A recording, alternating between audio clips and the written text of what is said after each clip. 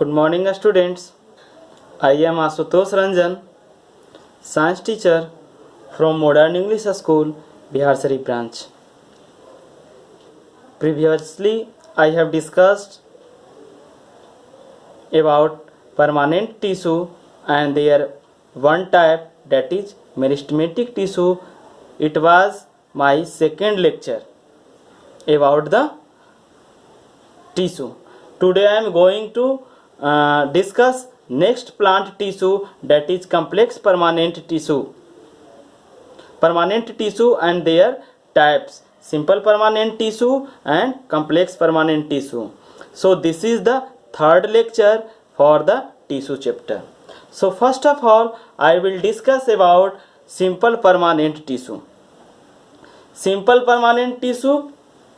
Permanent tissue is those types of tissue which are made of different types of cells. As I have discussed in my previous lecture, that meristematic tissue is made of only one types of cells, and all cells are living cells. But in complex tissue, permanent tissue and their all types are made of different types of cells. So according to their different functions, permanent tissue is also classified into two types: simple permanent tissue and complex permanent tissue. So first is simple permanent tissue. Simple permanent tissue is also classified into three types of cells: parenchyma, collenchyma and sclerenchyma. So first is parenchyma. Parenchyma, simple permanent tissue. Parenchyma, simple permanent tissue cells, its cells are living cells and packed loosely to each other. Their cells in parenchyma tissue, their cells are loosely packed, and its function is also to support the plant body, give support to plant body and store food. Whenever this parenchyma tissue is found in aquatic plants have it give capacity of floating in plant body. In aquatic plants, it is a special property of aquatic plants to want to float in water. So with the help of parenchyma in plant body, air sac is developed, by which air sac plants have capacity, aquatic plant parts have capacity to buoy in water. They float in water. Sometimes in some plant body, a stem also perform photosynthesis. Then that time parenchyma is called as chlorenchyma. When parenchyma tissue, wherever it found and where it is found, they are found chlorophyll and perform photosynthesis, then parenchyma tissue is called as chlorenchyma. And in aquatic plants, where it developed air sacs to give buoyancy in aquatic plants, then that is called aerenchyma. Then parenchyma is called as aerenchyma. So this is the function and property of parenchymatous tissue. Next type of simple permanent tissue is collenchyma. Collenchyma tissue is responsible to give flexibility to plant part as leaf, new stems. Whatever where it is found, it give flexibility to the plant body, and it mostly cells are living cells. In collenchyma, mostly cells are living cells and their cells are elongated structure.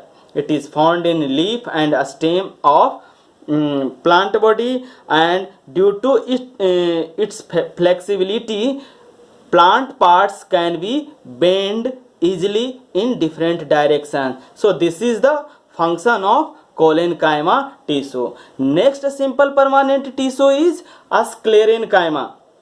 A sclerenchyma is combination of dead cells and it provide rigidity to plant body. Mostly cells are dead and their cells are tightly packed to each other, so there is no any intercellular space between its cells. It provide more strength to plant body. And you have seen husks of coconut. You have seen husks of coconut. It is very hard. So a sclerenchyma give mechanical support, and wherever it is found it make it hard and rigid. So generally it is found in nuts, hard cover of seeds, coconut seeds. Where it is found, it give more strength and hardness to that part. So this is the simple permanent tissue. Next permanent tissue is complex permanent tissue, and it is also made up of more than one types of cells. Simple permanent tissue is made up of only one types of cell, whereas complex permanent tissue is made up of more than one types of cells, and it is also categorized in two types, xylem and phloem. Most generally these complex permanent tissue is considered as conducting tissue because these tissues and their cells have capacity and its function is conducting of different types of material from one part to another part of the plant body. So first is xylem. Xylem is first complex permanent tissue. Xylem is also made up of four types of cells. Those are trachyard vessels, xylem parenchyma and xylem fiber. The cells of xylem is mostly dead cells. Its function is to transport water and mineral from root to, or we can say from a stem to different plants parts of the body, and generally a stem to leaves for the photosynthesis. And we can say the function of the xylem is called as ascent of sap, in which xylem conduct water from a stem to leaves for the preparation of food for the photosynthesis. So mostly cells of xylem is dead cells. Next complex permanent tissue is phloem, and phloem is also made up of four types of cells, that is sieve tube, companion cells, phloem fiber and phloem parenchyma. So all cells have also different types of function, but mostly cells are living cells which are found in phloem. Cells which are found in phloem mostly are living cells, and its function is also conduction of materials. It conduct food from leaves to different parts of the plant part. So the process of transfer, conduction of food from leaf to different parts of the plant is called translocation. There is a very typical difference between the function of xylem and phloem, that the function of xylem, the conduction power, the conducting ability of the xylem and phloem is different to each other.